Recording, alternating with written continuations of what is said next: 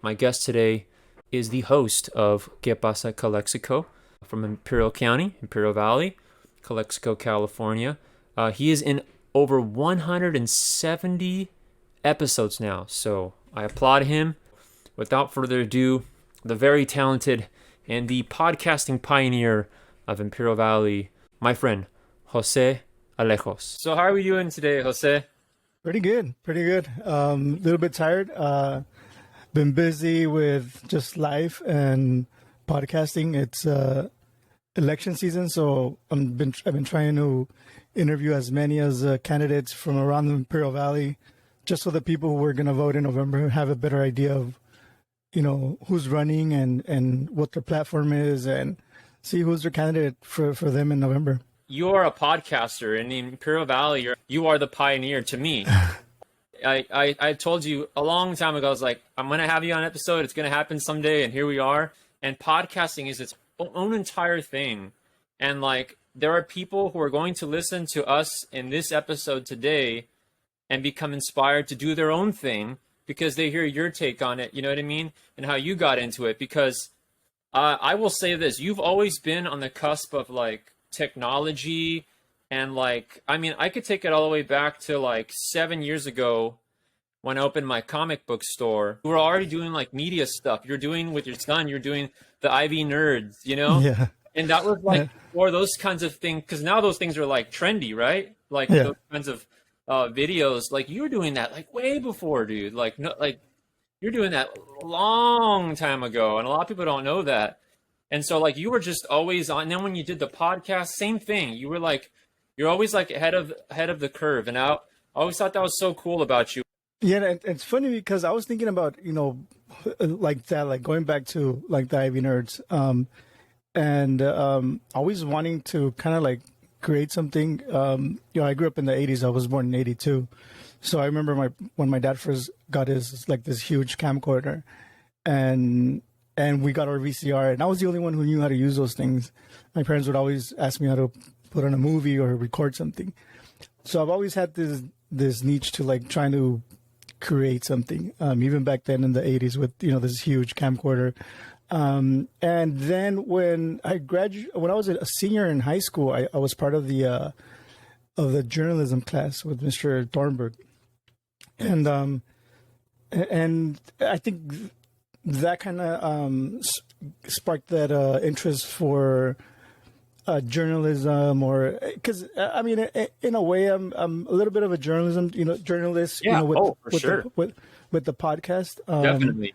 Yeah. And that kind of give me that spark to kind of want to do that, and even I like to watch a lot of documentaries and especially when it's something inspiring. So that kind of if I want to look back to where it kind of began, I want to say like in high school when I was doing the journalism class, I was the editor of the front page. So, nice. So it was a big role for me and a big, huge responsibility. And even though I'm creative in some ways, but I'm not creative when it comes to like drawing or making like the art for my podcast or the videos I used to do. It's always like something really simple, really basic that I do. But I have ideas. It's just hard for me to put them in place. But going back to the Ivy Nerds, it was just like in the beginning, it was just something for me to do with my son. Yeah. For in the beginning, I remember we used to do Today in History. That was like the first thing we started doing. So like we would pick a day and we would see whose birthday was, historical events. Uh-huh. And it was something like, to me, like it was fun because like days later, my son would be like, "Oh, Dad, remember, on Monday it was so-and-so's birthday and so-and-so event happened." And it was cool that we were doing something creative and at the same time learning, about history or about, famous people. And he grew out of it. Obviously I haven't grown out of it. I think I'm the biggest kid in the house. I have a lot of toys and I wear kid t-shirts. Hey, look at me. Cobra Commander, brother. Yeah. I'm on Team Cobra. I'm G.I. Joe over here. But yeah,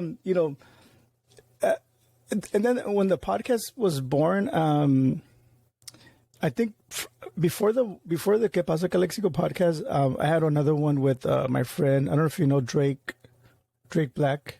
Okay, yeah. That's his nickname. Yeah, I think that's his nickname. Just his nickname. Me and him, and then Gustavo from the comic book store here in Calexico. Yeah. We did a couple of episodes of us talking about movie releases, video games, new toys, and then how Que Pasa Calexico started was my friend Gil Revelar. He's Gil. He had a podcast where he was talking to community people from the community. Sometimes it would be candidates or just people, leaders in our community, whether they're city council members or people in the IAD. He would talk to them and just to interview them. And when he ran for school board, he kind of ended that because, he didn't want to have any conflicts with his new role as a school board member. And so I kind of picked up the role from there, like, the kind of the same subjects, the same people. And actually I interviewed him a couple of weeks ago because he's running for Brawley City Council. And I mentioned it to him, like, you know what, this started because kind of when you left off, I kind of, began my own and this is, it's been 5 years now since I started this.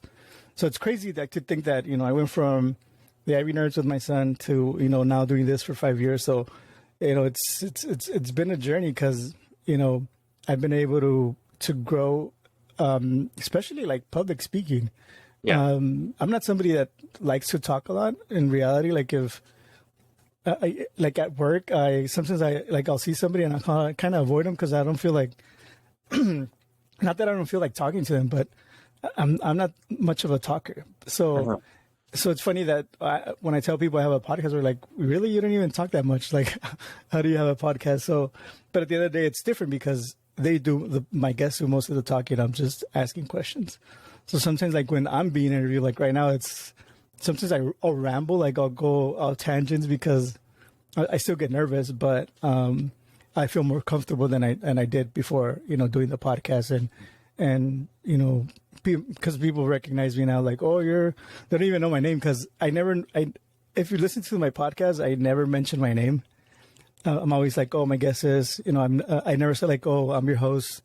So like people always have like people who don't know my name. They're like, oh, you're Que Pasa. I'm like, yeah, that's me. That's one of the reasons why I want to interview you is because you interview so many people and like, let's flip the mic around to you. You know what I mean? And I think that's so cool because like we get like a lot of the things you said right now, like when you started, I haven't heard you like really say that story in particular, you know what I mean? So it's great to put it out there and people get understanding and also to check out your podcast as well. And it's a very valuable resource here in Imperial County because you ask questions that like someone can read the article like in a paper or something, but a lot of times you're asking questions that like people who read the article want to ask and they can't ask them because the article in the paper is very like segmented and straightforward and it's clean cut to what they wanted to say, but you can ask some hard-hitting stuff sometimes that someone else might be thinking in the community. So you actually do a service in a lot of ways. No, and a lot of the times like when I'm doing research, I'll read some of the articles that some of my guests have been part of or been interviewed on, and that's how I come up with some of my questions. Because it's like you said, like a newspaper is really limited to how much they can write, how much they can focus on different things, and having a podcast, somebody and I can't remember the name of the Instagram page, but they said I was a Joe Rogan like podcast. I'm like, we might have the same hairstyle, but I'm not. We're a little bit different, but yeah, I mean, I used to listen to Joe Rogan a while back. I don't listen to him that much, but sometimes it would be like a 3-hour long episode, and I would listen to the whole thing. Yeah. And that's the cool part about podcasting is that, I mean, obviously not everybody's gonna have the time to listen to a 3-hour episode. Yeah. I mean, I think the sweet spot is like 30-45 minute. Like even if you're here in Calexico, you're going to drive to El Centro and back, it's like 45, 50 minutes. So that, to me, that's kind of like the sweet spot. Yeah. But that's the cool part about podcasting is that you're not limited in time. You can ask, if your guest wants to talk for 5 hours and it's something that you're interested, if like, for example, I talked to Jacqueline Rydell, and she talked like for an hour and 40, and it didn't feel like we had been talking for an hour and 40, because she's like a great storyteller. She's really, fun when she talks. And I'm not saying that's, the people that I've had on that haven't talked that much are boring, but I'm just saying that, she, I don't know, she's super fun. And some of the times, other people might take less time to tell a whole story, the whole story. But it's just the different types of guests you have on. Some people are really expressive, really passionate about what they want to talk about, and they can go on for days like she does. And that's what I love about podcasting, and meeting new people, and yeah, like I said, I do use like our local newspaper to do research. Calexico Chronicle is a huge resource for me, and just I think Instagram has been my biggest source of for guests, to look for guests, especially when it's not election season. I think nowadays a lot of people use Instagram the most to show their creativeness, or to be creative, to show their art, their music, poetry, and that's how I've been able to find a lot of my guests, from here, from the Valley. We're hearing all this press about people being banned because of things they said, you know what I mean, or things they posted on social media, or their opinions or their views, and like how a lot of social medias are controlled by like higher ups, you know what I mean? Or I don't know, get into all, what I'm talking about there. Everyone listening probably knows what I'm talking about, but certain people are getting banned in certain areas for things they're saying, and they're like, in a day's notice, they're gone, right? There's certain things you can't say, or it gets flagged or whatever. Even in the news, like you'll watch like a whole news segment, and then like at the end, it'll be like an ad for like Pfizer, and it's like, boom, you know what I mean? And it's like everything's ads and the pharmaceutical, and it seems like everybody's paying for this and that and this and that and that. But I find that on the podcasts, it seems like that's like the last section that you have where like you really can have independence. And I'm not saying everything is true that you're on podcasts, but there are truths within, you know what I mean? There could be people telling, blatant lies on some things on certain podcasts, but you can also be getting the actual truth on some podcasts that like, the higher ups don't want you to hear, but you are hearing the truth. And I find that very interesting with podcasts. And it's another reason why, if you're listening to the right ones, or the ones that you trust, you can learn a lot of things you might have not learned another way, but also have the free form to talk and the independence to say things. And like, not everything is sponsored all the time. Sometimes it's just genuine conversation, or people actually caring about topics or things that they love. And how do you feel about that, Jose? Like, podcast, like, it seems like there's more and more each day, but it seems like it's something that's, I like the direction it's going. It kind of feels like we're getting some of our freedoms back in a way. Does that make sense? I was thinking about this earlier too. It's like podcasting to me reminds me of, when you had like those independent cable shows where people, like Tom Green, when Tom Green started, it's kind of similar to that, like where like it's your show, you're the producer, the creator. Obviously, you get to pick and choose who's going to be your sponsors, and at the same time, since you have the freedom to kind of say whatever you want, these sponsors already know who they're dealing with, so they won't be afraid to if I'm somebody that's going to be talking about crazy things, and I have these sponsors, they already know who I am, so they won't be afraid of getting canceled because they sponsored me. So I think that having that independence of being your own show, your own producer, like I said, your own creator, your own writer, it's like you said, it's giving you those freedoms back where you can pretty much say whatever you want and not be cancel canceled is the word that and I'm probably like the least like controversies. That's why I think a lot of the candidates that do want to be on my podcast know that I'm not gonna obviously when it's a topic that you can't avoid, I'm gonna bring it up. But if it's like a chisme or a gossip, I'm gonna stay away from it because that's not who I am. And a lot of the times, just having a conversation, not really asking too much about what your platform is or what you want to do as if you went for city council or whatever. Just having a conversation, you get to learn a lot of who the person is. Because they feel relaxed, so they sometimes they'll slip and say something that they shouldn't have, or they'll bring things that they shouldn't have. So I feel that kind of helps me, show the real person that I'm talking to, and then having it at a brewery also, like, I mean, not everybody that goes, has a beer with me, but most of the people that do go with me, that are on the podcast will have a beer with me, and that kind of helps relax.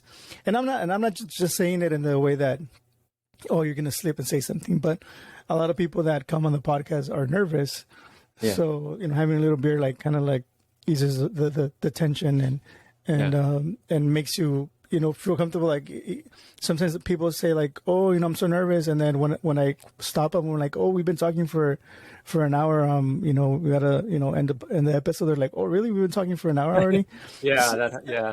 And I really appreciate the guys at Calexico, and I'm throwing out all these names, but I really want to I really appreciate the guys at Calexico Brewing, because they allow me to record there. I do it on Saturdays, so they give me a little bit of space and time to record there, and it's a really the backdrop looks really, really nice, and having a beer with my guests is even better, because it's like I said, it helps with the tension about having to be interviewed. There's a camera there, a microphone there.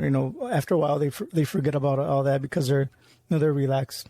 You are a podcaster. What are some of your favorite podcasts? Like, what do you genuinely listen to? I listen to a lot of comedy podcasts. I listen to Tiger Belly with Bobby Lee and his ex-girlfriend now, Kalila. I listen to Bad Friends with Bobby Lee and Andrew Santino. I listen to this one called Dynamic Banter. Okay. It's Steve Zaragoza and Mike Falzone. Okay. Steve Zaragoza is a guy that I don't know if you ever heard of SourceFed. He was one of the hosts, right? Yeah. So it's pretty funny because me and my son got to meet him a couple of times. My son was a huge fan of him, even though like he was kind of, sometimes he got a little bit crazy, but I would, let him watch him. And one time we made a video and he's like, "Oh, Steve, you're hilarious." And he saw it, and then we saw him at WonderCon, and I have a video somewhere, like, he's like, "Hey, you're the kid from the video." And then my son ran, and they gave him a hug and blah, blah, blah. So I listened to that one, and then I listened to like news. I listened to the Daily. There's one by the LA Times that's hosted by Gustavo Arellano that I listened to. What else do I listen to? This American Life. What else? And there's a lot of like the crime ones that what are those called? Very popular. Yeah, like those, like there's random, like I'll just go through my list and then pick one. But I have a bunch of them that I follow, but I don't listen to them like religiously. But the ones that I do listen to religiously is Bad Friends, Tiger Belly, and Dynamic Banter. Those are like my Monday is Bad Friends, and then Wednesday is Tiger Belly, and then Friday is Dynamic Banter. And then there's a couple of like Spanish, like Mexican ones that I listen to, and most of them are like comedy ones. I remember like during the pandemic, or well, before the pandemic, I would listen to the New York Times The Daily, like on a daily basis.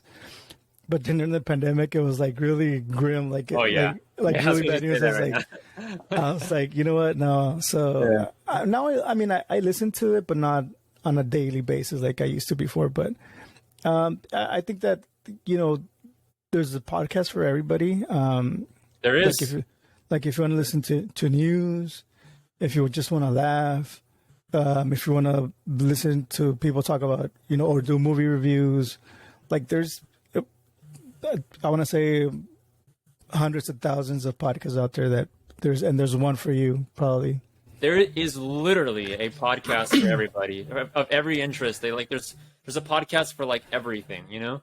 And the fun thing too is like for anyone who is just getting into podcasts, even if you have like a favorite person or so on and so forth, you can like type their name in the search engine and you get all these different podcasts that they've been on, and you get into this whole, you know, like let's say you type in like Tony Hawk, and then like you get all the Tony Hawk interviews, you know, and you're like, whoa, I didn't even know he was on this show and this show and this show. And one question that you probably have gotten and I get is like, for people who are new to podcasts, is like, when is the best time to listen to a podcast? You know what I mean? Like they'll ask, like, I don't have time. I was like, yeah, you do have time. You're just not like thinking it like that. It's like, I'm always wanting to like learn things. Now, if I have to watch like TV or a show or something, then I have to watch it, and I can't be writing story. I can't be like putting a new string on my guitar, or like, you know, packing and shipping items. But like if I have a podcast on, I can let it play. I don't have to visually look at it. I just listen and I do my thing and I get work done. Yeah. You know what I mean? And I love that. That's what makes podcasts my favorite medium. And so I'd love to hear your take on that, because that's the way I see it. I love podcasts. I always have them on. I've listened to yours. I listen to all kinds of podcasts. I have a big library of my own, you know? Yeah. I mean, I listen to it when I'm mowing the lawn, when I'm at the gym, when I'm at work, like if I'm doing something by myself, like, you know, I'm listening to a podcast, you know, there's times when I do want to listen to music. Like if I'm a little bit like not motivated in the mornings, like I'll put a cool song that's going to motivate me. Yeah. But for most of the part, I'm always listening to a podcast. Like when I go grocery shopping, you know, I'm listening to a podcast. Like I think I'm gonna need to get some of these headphones, like for the groceries, because people don't see the earbuds when I'm walking around. So like they'll talk to me and I'm like, I don't listen. I'm not hearing them because I'm listening to a podcast. So like I'll get texts like, hey, I saw you at the grocery store and you didn't even say hi. What the heck? Like, are you mad at me or something? They think you're dissing them. Yeah. So like I need something so that they know that I'm like listening to something. But yeah, like sometimes like I'll go grocery shopping and sometimes I'm done with my grocery shopping, but I'll walk around just because I know that I want to finish, you know, what I'm listening to. Yeah. But yeah, I mean, podcasting, you can doing the dishes. Like you said, like if you're doing something at home and you don't want to, because if you're watching a show, there's something like where you can watch a show and just like hear it and still be in it, but there's sometimes like when you actually need to watch it. There's content that you need to be watching. But yeah, like at home is the best place where you can, you know, when you're, I don't know, there's a million ways or times where you can listen to a podcast. Even like before I was going to the gym, I would just go out for walks, and that's when I, you know, that's what the thing I look for the most, you know, go for a walk and listen to a podcast. And I mean, I don't know if it happens to you, but, you know, do you still have to kind of explain what a podcast is to some of the people you like around you? Right now, for the type of podcast that I have, the guests that I have, they're like pop culture related, you know what I mean? So their fan bases, obviously they have people that don't know what podcasts are, but there's also people that know exactly what podcasts are. So I haven't really have to do too much explaining, but I know like in person, I will probably have to do some explaining, you know, what a podcast is. Or I don't know, maybe the times will catch up, because I just see podcasting growing and growing more each and every day. I mean, all the new social medias that are kicking in. I've had to like force myself to understand TikTok now. You know what I mean? Because it's blowing up, and I didn't know how to use it before, and now I know how to use it. So it's like, who knows what the next thing is, right? Like we're just gonna have to keep adapting to things as they come and they go.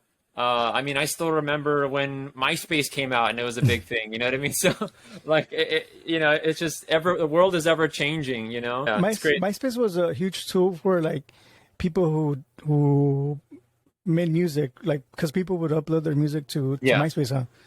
Yeah, I remember that was a cool way to kind of like listen to, people who created music. It was through MySpace. It was kind of like a first version of SoundCloud, kind of. Yeah, yeah, it was, and not only that, but when MySpace came out, it was pretty revolutionary because it was when you would go to people's profiles, it would give you like a real taste of who they were, their background, the theme. It let you put a song that would play when you'd get on, like right away, like you knew, like, oh, this. You kind of get a gist of who the heck you were like, checking out when you were on their profile. So it was very telling. So you really got to personalize that thing. And going back to the question about having to explain it to people what a podcast is. Yeah. This week, somebody from work I think she's like a year older than me. Uh-huh. She's like, "Oh, I heard you have a podcast," and I'm like, "Yeah." And she's like, "And how do you what do you watch it, or what is it?" I'm like, "Oh, it's like a talk radio, like you talk to people, interview people." And I mean, luckily because not everybody uploads their podcasts to YouTube. Yeah, no, but I do. For a while, I wouldn't do it, but then people were like, "Hey, when are you gonna upload it to YouTube?" I'm like, "All right, I'll upload it." Because to me, it's I don't know, it's something that I listen on my headphones or on the radio. I don't, like you said earlier, like I don't need to be paying attention, like watching it to listen to it. So that was like my thing, like, why don't you just listen to it on a podcast platform? But yeah, I think people still like to watch, the actual video, and sometimes it can be a little bit of a hassle because I have to carry extra stuff like the tripod, the camera, and then get home and edit it, and then sometimes lately I don't know why my camera's doing it, but it'll, like, the audio and the video will like lose sync. So like, yeah, it looks kind of like those karate movies when they're I know you're saying. How are you? Yeah. So I kind of have to like fix that, and so I mean, people still want to watch it, and sometimes I mean, because especially when I interview like candidates, are like, "Oh, I want to see their face when ask them this, or see their reaction." So I mean, I get it in that sense, but yeah, to me, podcast is like an audio thing, not a video thing. So, and it's funny, like, because every time I think of what I'm doing now. When I was a kid, I remember my dad we would every day when he would get off from work, we would go to Mexicali, and I don't know if you know who Bermudez is. He was this Bermudez on the radio. Yeah, he's like a guy from Mexicali I bet you I know who it is if I hear the voice. He had a really like distinct voice, and every day my dad would we would go to Mexicali and he would play it, and I'm like, man, why don't you play some music? Like, you're always listening to that guy. So now it's funny that I'm somebody that does the same thing that old man is doing, like talk radio, that's all I do. I listen to talk radio. I'm pretty sure I know who you're talking about. I just have to hear the voice because I've probably heard all of those. Like, even as a kid, I remember that one, like the really raunchy clown guy, and I forget his name too. But Rorrito. Yeah. So see, I know who. So like, I definitely probably heard of the one you're talking about. It's just all the shows would come and pass. You know what I mean? So yeah, I've definitely heard all them because I grew up basically in Mexicali, Calexico, crossing the border, and I mean, anyone that is from here knows that, like, when you're stuck in that line, you're there like 4 hours looking at your destination on the other side of the fence, but you're there for 4 hours, like, you know what I mean? So like, you listen to plenty of radio when we were growing up, that's actually how I got like all into like the Archie double digest and the comic books and all that stuff is because I was stuck there for so long, and like we didn't have like a Game Boy or anything yet, because we didn't have the later on when we could get a shared present, we finally got a Game Boy, right? But like that's what we had, that's all we had, or try to doodle or something, because we're stuck there for a minute, and those radio shows would be playing, so Yeah, and now if you didn't hear like on your parents' radio, it would probably, like, if you were walking around Mexicali, you would probably list like somebody in Mexicali would have him on like nonstop. Like he was like that popular that everybody in Mexicali would listen to him, and it was just him. Like you could literally hear him like turn the pages of the newspaper. He was basically like reading the newspaper and like kind of like commenting on the news. Or I don't remember if he had any callers, but that's all he did. He would talk about and honestly, to me, like his voice was kind of not boring, but like he would like literally put me to sleep, because it was kind of like monotone, like really monotone. And I think he has a grandson that's now doing the same thing he did back then. Okay, carry the legacy. Yeah. Growing up, did you ever have aspirations to like be like a disc jockey or something, like on a Q 96, you know what I mean, or something like that, like one of those one of like the local stations, we had the radio was popping back then, Yeah. Funny that I mentioned, I actually did, like, because for a long time, like we would, if you weren't watching TV, you were listening to the radio, like you said, Q96 or Sunday Night Slow Jams. I don't know. Yeah. Or some LeBeau and all that too. One thing that I would listen to a lot was Love Line with Dr. Drew and I remember that. I would listen to that a lot on Sundays, and it's funny because there was a station that would give it here. Then for a while they stopped doing it, so the only other station that we could get it on was like 105. That was like Indio area, the Palm Desert area. Yeah. But you needed a really, really good antenna on your radio to be able to listen to it. And I don't remember why, but my dad had like those antennas that you would put on your roof. It was huge. Yeah. And he had it in my closet. And what I did is I got a like a speaker wire, like a really long speaker wire, and I hooked up my radio to that antenna. That way I could get the signal. And like I remember like listening to them and kind of like thinking like, that would be fun to do, like receiving calls on the radio, or I think the first time because for a while, I don't know if you know KUBO? It's like a public station here in the Valley. Is it the one out on like Main Street, but you go further towards the UPS, like further down over there, or is that a different radio station? Well, for a while it was on on Evan Hughes, like say you're on 98, and then like it was like a house. It kind of like looked like a horror movie house. Like it was really dark. And oh wow, okay, I think I know what you're talking about. Yeah. For a while it was there, and then they moved it to downtown. I don't know if it's still in downtown, but it was I think that's KUBO. It was like public radio. Yeah. I think it's like 88.7, the station.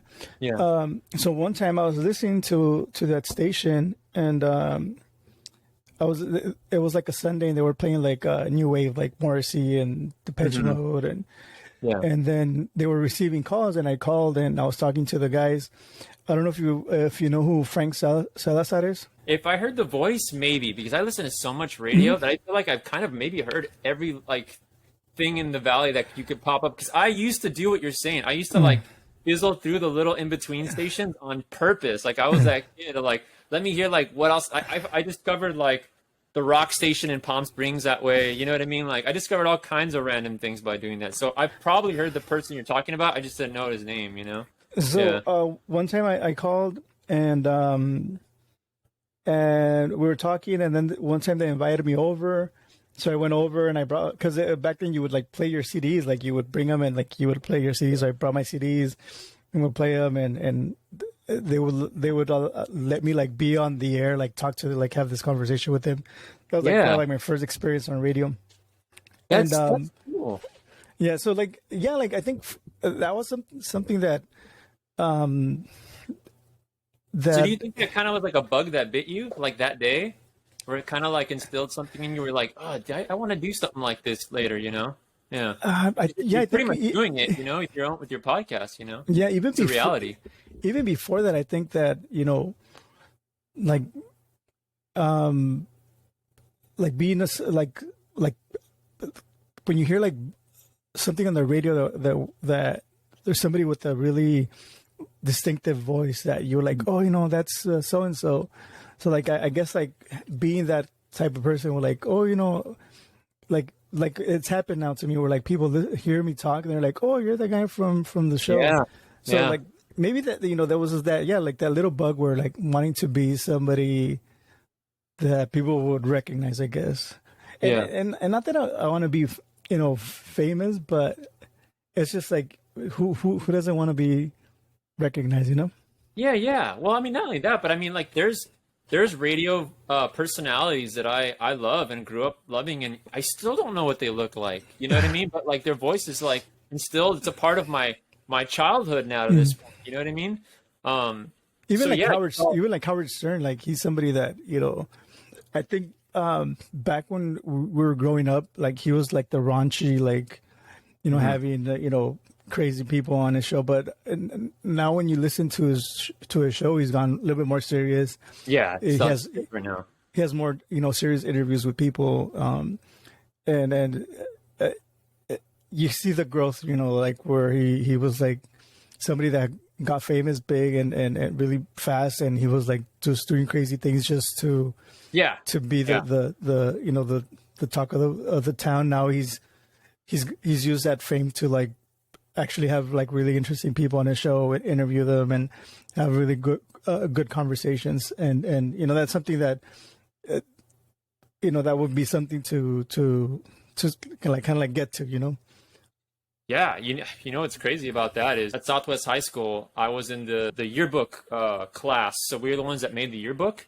So we put it together. And when I was in the class, that's when 9/11 happened. That's when the planes hit on the day. So I remember where I was when all that happened. And in the class, the radio, I don't know if it was the teacher or who had it on. Somebody had Howard Stern on.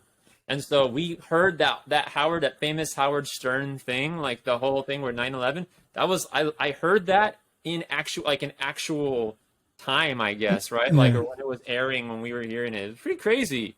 So that kind of made it really, really real. And it was funny because, like you said, we always thought of him a certain way. And like when that happened, it was like a different show. Even he was like terrified, you know what I mean? It was like really serious. It made it even more scarier, honestly. So, yeah, that was pretty crazy. Like, I remember that. I've seen like, it's on YouTube and stuff for anyone that hasn't seen it. But I remember like hearing it when it was happening, and I remember where I was when it all happened, and I was in high school, and it was a crazy thing, I sort of feel like kind of after that, through time, it started getting like really serious. The show kind of, right? Yeah. It seems like it went in a different direction after that, but.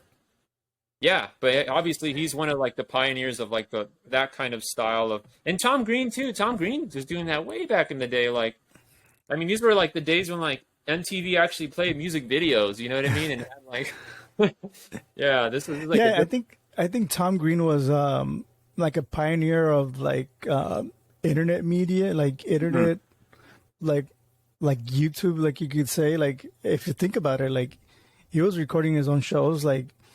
And putting them. I mean, for a while it was public TV, like on cable, but it was him recording and editing and doing all these cool stuff that now you see on YouTube, like people doing it like on a daily basis.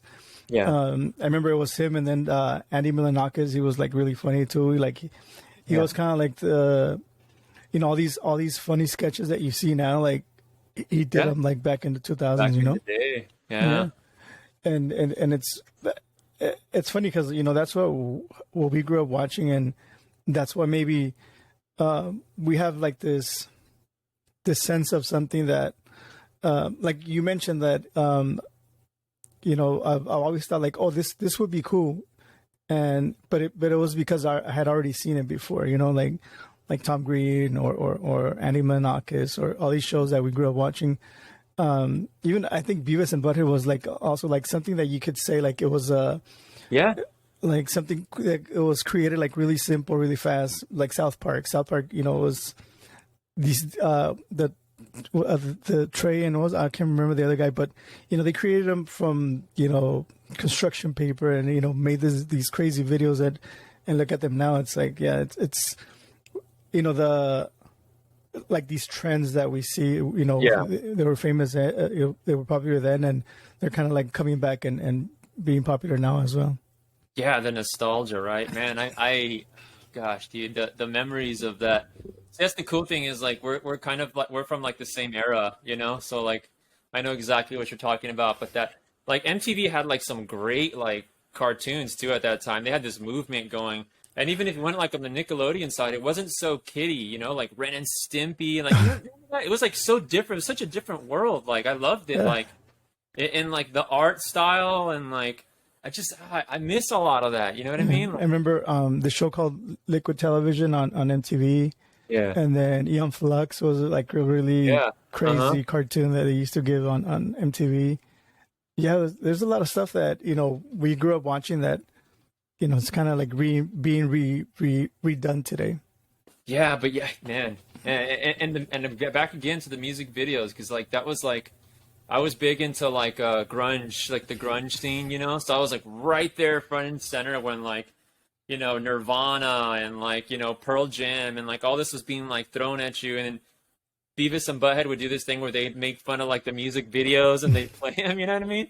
But all that, the Chili Peppers and like, man, that whole era, I love that era, dude. Like it got me into all the rock music that I still What was that one show where it was like this one guy with like a robot and like two robots. Mystery Science Theater. Yeah, that. Yeah. Yeah, and that's something that people do nowadays too. Like they'll do it on Twitch. Like they'll watch a movie and like make fun of it. And they used to do it back in the 2000s as well. Yeah, well, what's crazy is back then Siskel and Ebert were a thing. A lot of people don't know who they are, like in the new generation. But like we would read reviews on Rotten Tomatoes now and all. What's a good movie or what's not a bad movie, or watch like thousands of different YouTube critics. But back then, for some reason, we all like relied on these two dudes to like tell us like what was good or bad. Like you know what I mean? Isn't that such a weird thing that like if you really think about it, it's like we relied on these two guys. And like now there's like thousands of people you can like watch their opinions. But back then we relied on these two guys. So like I remember I would watch them on Sunday nights. Yeah, it's crazy. Yeah, it is crazy because they would bash some things, and then it was like later on, like as an adult, I would watch them. I was like, it wasn't that bad, dude. You know what I mean? There must have been some agenda in it. And then you would see like, the movie, and then like, like they're like Cisco, and then like, his name, like his thumbs up or thumbs down. It was funny. Yeah. Man, think about it. The power those guys had back then, huh? To be able to do that kind of. That's gnarly. And then if you think about like MTV Cribs, before that it was what was that one show with that I think it was like British guy that the Rich and Famous. Yeah, Lifestyles of the Rich and Famous. What was it called? Lifestyles of the I know you're talking about. Yeah, I can't imitate the voice, but I know you're talking about. He had that very he's like, his voice was crazy. He probably could have like announced like UFC fights or something. You know what I mean? Like if they brought him in.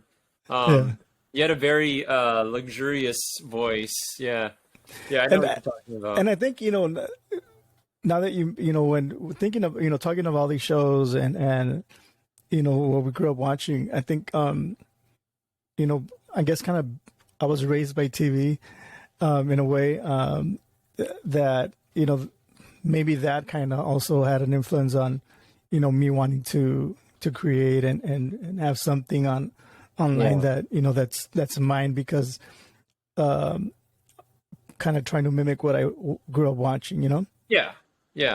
And not only that, but I think maybe that's why like our like era or generation, like now that we're starting to, we have money, we're making money, you know what I mean? We have like jobs, careers, you know what I mean? Houses, stuff like that. Like we're going back and you're seeing that resurgence of like, money spent on tangible collectibles because it's stuff that we couldn't get back then, but now we can buy it because we were poor broke little kids back then or whatnot. We couldn't get it, and now we can afford it. So we're getting all that back. So a lot of these retro things you're able to make money from, and like I just sometimes I'll be honest, I still feel like kind of ripped off if like I like I'd much rather buy the physical CD and know I get like the MP3 digital version with it than just like only get the digital version and not get the physical thing, because I just grew up like, you know what I mean? It just the tangible thing, you know, it's like comics and music, and that's why like I think it's cool like how vinyl kind of came back, you know what I mean? And like I think the tangible thing, like holding it in your hand, like just can't beat that, you know? Yeah. Even like when you buy a digital movie, you're like, oh man, like what's gonna happen like if this platform goes, you know, goes away? Like what's gonna happen with my movie? Like if how am I gonna watch it? Yeah. Yeah, And it's funny, gone. it's funny because I have talking about like tangible things. You know, I have like my collection of like Chippendales. Oh yeah, yeah. And OG cartoon, yeah. Yeah, Tailspin and Tailspin. DuckTales. Darkwing Duck, dude, that was my shit right there. Darkwing Duck. Oh, there we go, man. That's what's up, man. That was my shit. I always thought Darkwing Duck was so funny, man, because he's just like literally like a Batman spoof, but the duck. Yeah, yeah, that was the funniest show ever. Yeah. Yeah, especially like for like an afternoon cartoon. Like he was like kind of like a funny, dumb cartoon to watch. Yeah. But yeah, and even, you know, going back to like some of the things that I've done, like that I didn't think I would ever get to do was stand-up comedy. I've done like 2 shows. Talk about that. Yeah. And you know, growing up, I used to watch a lot of it. I remember, you know, watching obviously Eddie Murphy. Was something that was super big in the 90s. And I would, like Saturday nights, I would watch Saturday Night Live, and then after that, sometimes they would have like a stand-up show, and I would watch that. And then as an adult, once I remember the first time I did it, Gil, he invited me to they had like an open mic. Yeah. And I was like, yeah, I'm going to do it. And I invited some friends. A couple of friends of mine came down from like the Indio area. And then that same day I was like, I told my wife, you know what? Nah, I'm not going to do it. You know, I'm feeling scared. I don't want to do it. And then she was like, you can't say no now because, you know, they're coming down and you can't like back out now. So yeah, I ended up doing it. My first show, I did it at La Resaca, what now is the seafood place, right? Yeah, but now it's a different name. It's in front of Burgers and Beer.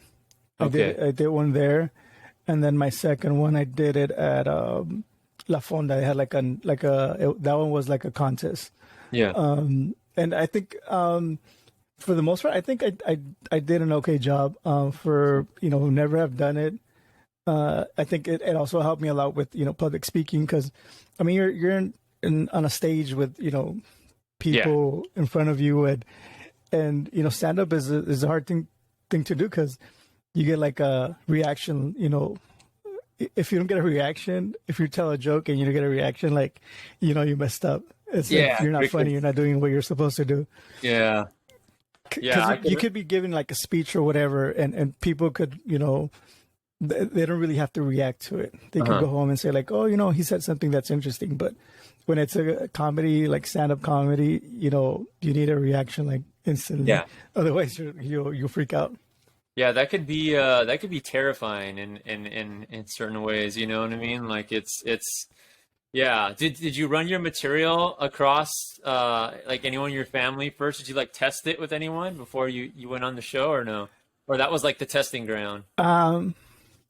Yeah, and it's funny because, you know, I've been asked to do it again like a couple of times, but I'm like, I can't, because my family are the same people that have been to the other shows are going to be the same people that are going to go to this show. So to me, it's like I'm going to say the same jokes, and they're already going to know the jokes.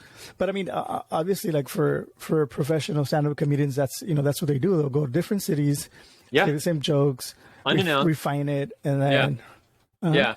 So like, and it's easier for them because they're going to different cities and it's different people.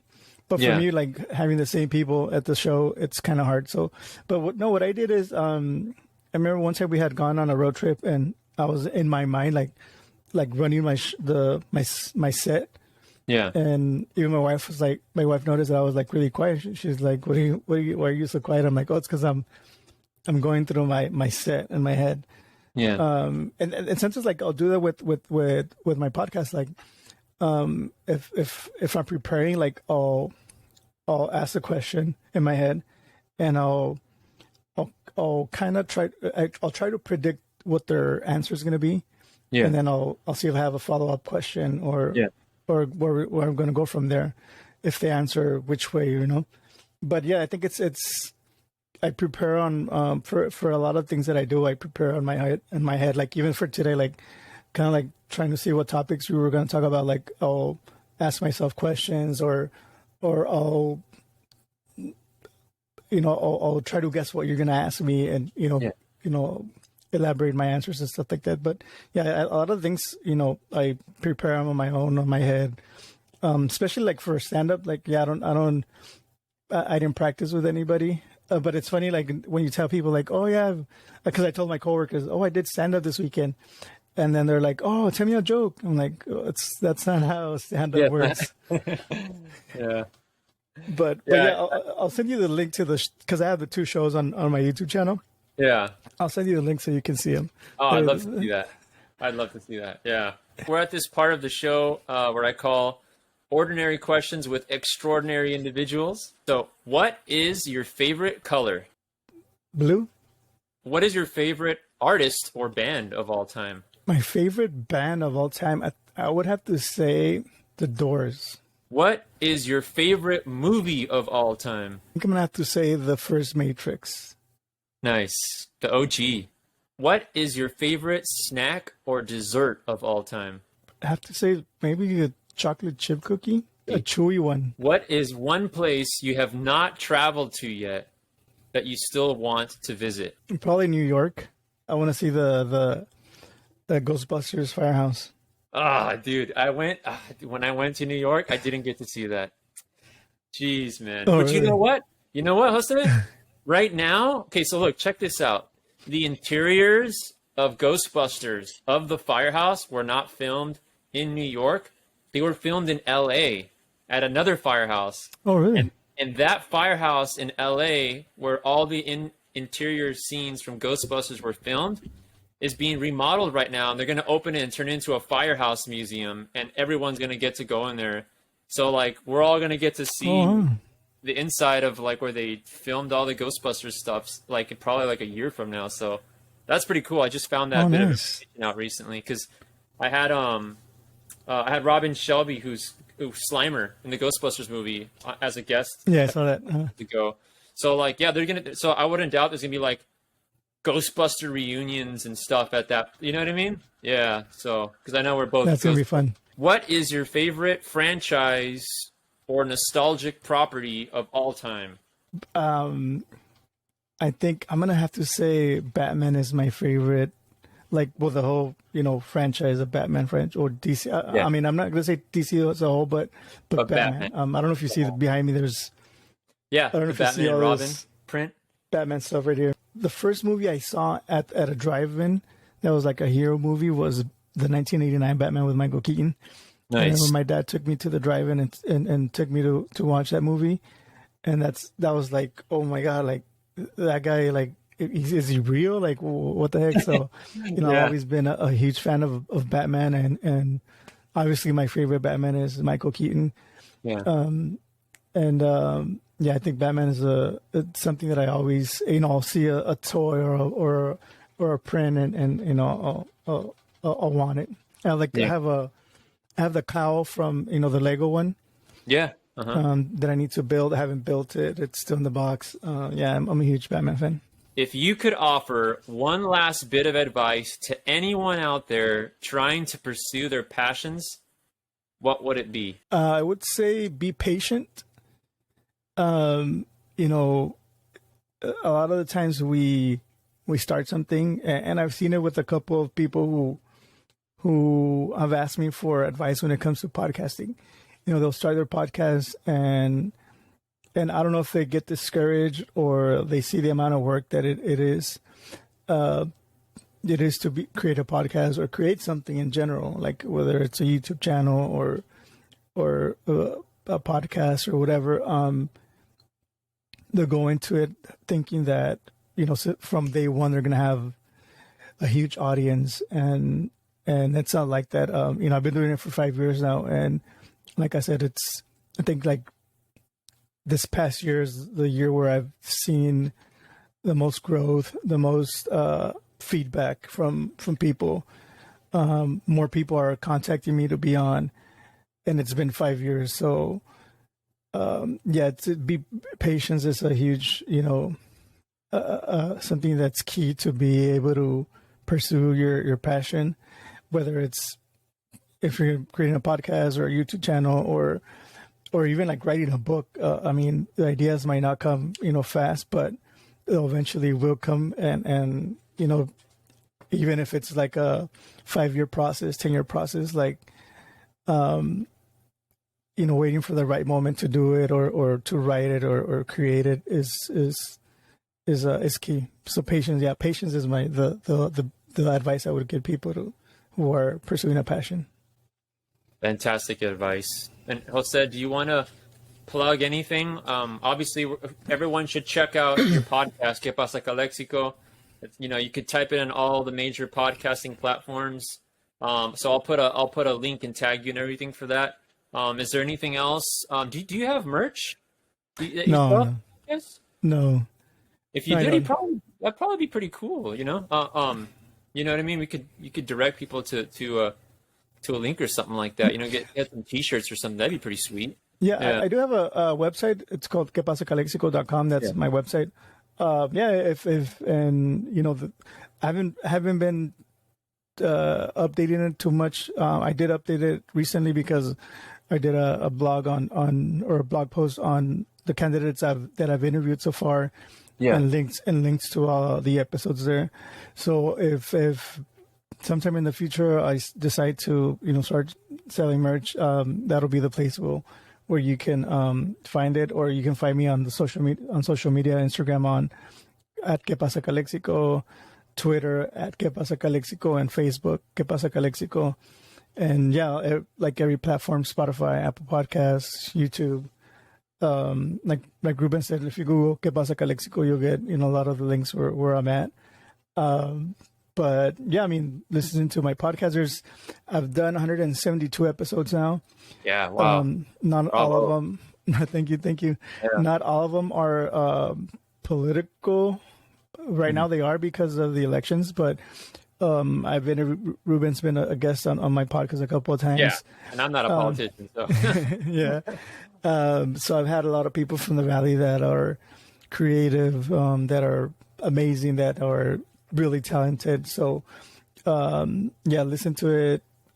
Go through the 172 episodes, and if you find a name that's familiar to you, click on it and see if I did a good job of interviewing them. And a lot of times I don't call it an interview; it's more of a conversation.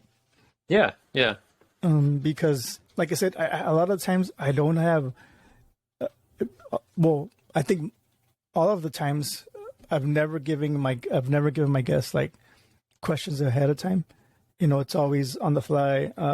I might have questions that I do write down, but I don't give them to my guests. But I think most of the conversation is just like with the flow. I do have a couple of questions that I have in mind, but then it's just from their answers. We'll go have a conversation, and that's why I like to say it's not an interview but a conversation. Yeah, definitely. So everybody, check it out. Que Pasa Calexico. Thank you, Jose. What an honor to have you on the show. I'm so thankful we got this and we made it happen. This is very special. And brother, this was fun. We'll get to let's see if because we're gonna bring the Imperial Valley Entertainment Convention back.